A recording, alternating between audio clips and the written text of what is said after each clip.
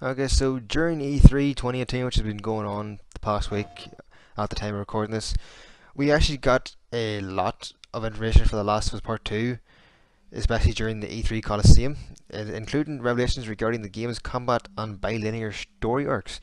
And if you don't know what that means, basically means there will be two storylines going on throughout the game.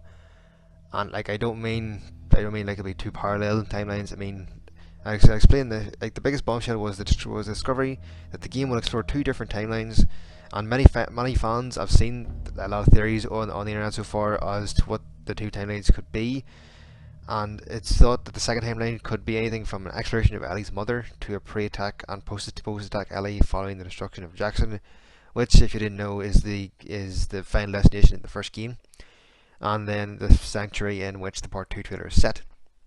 However, the most likely timeline setup, I believe to be at least, is Ellie in a pre-attack Jackson and post-attack Jackson.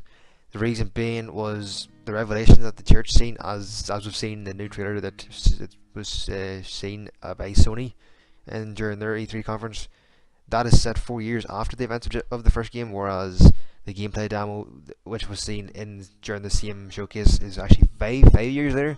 So there's a whole year missing from between the gameplay and that.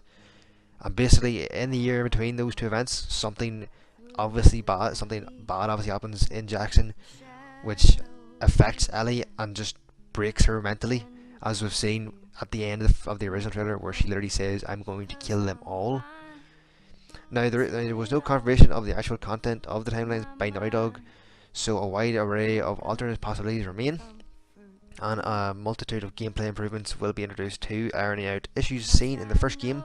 Part 2 will introduce new traversal and prone movesets, adding another dimension to the game's tension-laden combat. A new dodge and evade mechanic will be introduced as well, which will be incredibly important for Ellie's hand-to-hand and melee combat.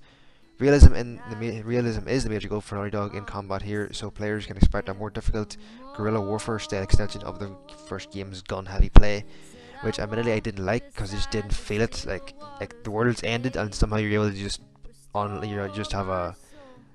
you basically just have an army in your pocket. You just bullets just shooting out of your ass in the first game, and no matter what, the other enemies shooting at you just can't hit you. Like the biggest threat in the first game was the zombies. Admittedly, we haven't seen anything from the zombies or the infected in the second game so far, so we don't really know anything about that so far. Although in terms of combat fluidity, the developer wanted a greater emphasis on creative and emergent movements via an increase in options. Part 2 will add layers to the combat, including items, weapons, and stealth mechanics, as we've seen in the second trailer, where Ellie literally she crafts, I think it was a Molotov or an explosive arrow in the middle of a fight. Like unlike the first one, where if you wanted to craft something, you had to do it.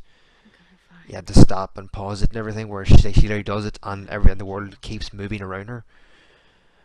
But yeah, either way, I'm excited to see this. I'm kind of disappointed Sony didn't give us a release date yet.